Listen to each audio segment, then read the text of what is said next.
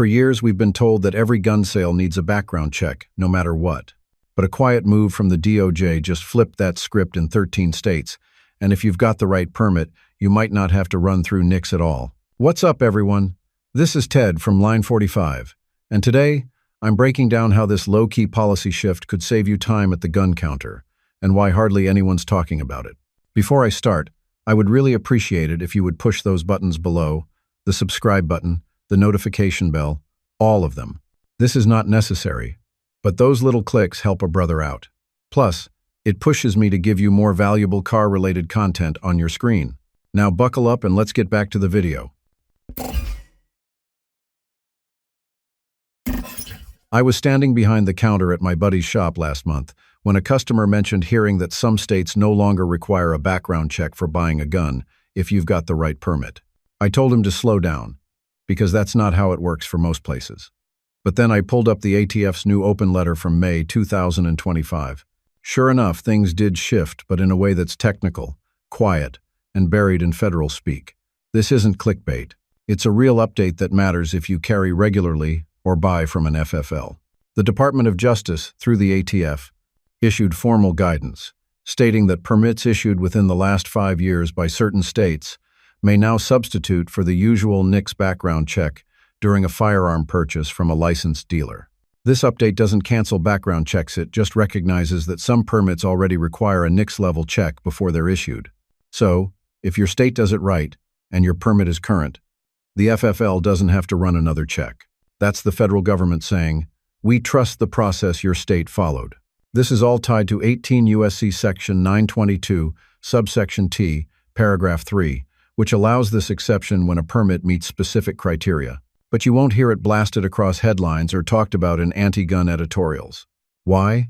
Because it quietly legitimizes concealed carry and permit holder responsibility. It's a shift in tone, and for guys like us who follow this closely, it's a rare moment when logic wins out over politics.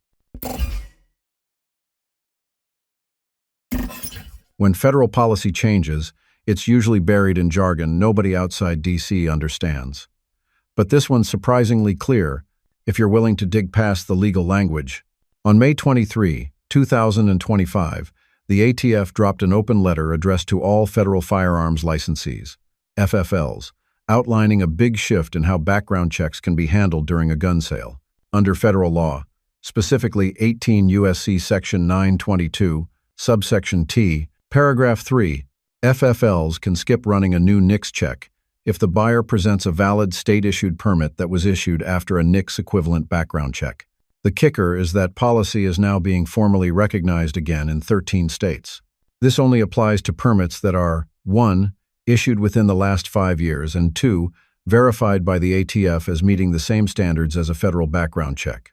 If those 2 boxes are checked, the FFL can complete the sale without calling into NICS. The customer still fills out the 4,473 form, and everything else stays the same. But there's no waiting, no transfer delay, and no NICS delayed status holding you up for days. I've seen guys walk into the shop with a valid CCW from a qualified state, and when we tell them we don't need to call NICS, their reaction is always the same: surprised relief. It's smoother, cleaner, and completely legal. But it only works if your permit comes from a state that does it right. This isn't federal leniency, it's the government finally acknowledging that some states have reliable systems.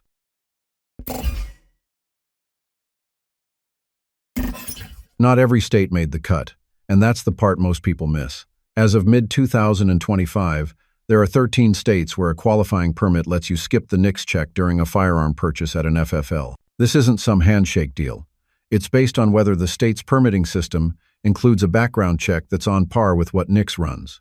If your permit didn't involve that level of screening, it's not on the list, period. States currently included are Alabama, Alaska, Arizona, Arkansas, Idaho, Indiana, Iowa, Kansas, Kentucky, Michigan, Mississippi, Montana, and North Dakota. A few, like Michigan and Alabama, were added recently after their state-level vetting procedures were reviewed and approved by the ATF. Their permits are tied to actual background checks through state or federal systems before issuance, and they have a 5-year maximum validity. This doesn't mean every concealed carry weapon permit from these states qualifies. The permit has to be active and issued within the last 5 years. And if the state offers multiple permit types, only the ones that meet the ATF's criteria count. That detail matters, especially if you're buying out of state or haven't renewed in a while. I've sold to guys from several of these states. Some didn't even know they could bypass the NICS call. Once it was confirmed, the process was faster. No delay codes, no holdup. Clean and done. But if your paperwork isn't squared away, you're back to waiting like everyone else. If you've ever stood at the counter waiting on a slow NICS response, you already know how annoying it can get, especially on busy weekends or when the system's backed up. For gun owners in the 13 approved states, this change means you skip the call altogether if you've got a valid permit. That doesn't just save time, it smooths out the whole transaction. I've seen guys breeze through a sale in 5 minutes flat. No hold, no delay, no 3-day limbo. From the FFL side, this also cuts back on workload. Less time on the phone, fewer transfers stuck waiting for a delayed response, and fewer customer headaches to sort through. If you're running a shop during hunting season or the Christmas rush, shaving a few minutes off every transaction adds up real fast. Plus, it reduces the chances of paperwork piling up when the NICS system goes down or stalls, which happens more often than folks think. Now, it doesn't eliminate the 4,473 form or any legal responsibility. The sale still gets logged, records still get kept, and the permit still has to match the ATF standards. But for both the buyer and the dealer, it's a cleaner path. This isn't a free pass. It's just a way to avoid doing the same background check twice. When your permit already meets the federal threshold, running it again isn't just redundant, it wastes everyone's time. For law-abiding folks with proper documentation, that's one less hoop to jump through. Anyone who's worked in the gun business or dealt with permits knows this system could have been streamlined years ago. The legal groundwork for all of this has been in place since the 1990s. Under 18 U.S.C. Section 922, Subsection T, Paragraph 3, the Brady Act already allowed for permit-based exemptions, as long as the permit was issued after a background check equivalent to NICS. But for a long time, ATF either refused to update the list or made it painfully slow to approve new states. That's why only a handful of states qualified, and many that should have been on the list were left out. So why now? 2 reasons. First, there has been growing pressure over the last year and a half to cut out unnecessary bureaucracy. Second, the DOJ, under new leadership, directed the ATF to review state permitting systems with fresh eyes, especially after criticism that the agency was creating unnecessary friction for law-abiding buyers. That's when Alabama and Michigan finally got the green light, joining others that already met the standards. The delay wasn't legal, it was bureaucratic. Paper got shuffled, reviews stalled, and some states just sat in limbo. Meanwhile, guys with clean permits still had to wait on hold for the same background check they already passed. It matters now because more states are starting to clean up their permitting processes to meet the requirements. This shift opens the door for smoother sales, less redundancy, and more consistency between state and federal systems, something we should have had a decade ago. Not every state is on the list, but a bunch could be if they got their house in order. The ATF doesn't pick states at random. For a state-issued permit to qualify under this, it has to meet a few strict standards. First, it needs to be issued within the last 5 years. Second, and more importantly, it must only be granted after a full background check that's equivalent to what NICS would run. That means checking criminal history, mental health records, and other disqualifying factors. So if your state offers a carry permit that skips or limits that screening, or doesn't tie into federal databases, it's not going to qualify. And it doesn't matter how quote-unquote pro-gun your state is politically. If the permit system doesn't check all the right boxes, the ATF won't approve it. That's the wall some states are running into right now. If you live in a state that isn't on the list, it's worth reaching out to your legislature. Sometimes it's just a matter of tweaking the statute so that background checks are tied into permit issuance. States like Texas and Florida could potentially join the list, but only if they restructure how their permits are processed. Nothing happens fast in this system, but pressure works. I've seen what happens when enough people get loud about fixing bad policy, especially when FFLs and gun owners are aligned.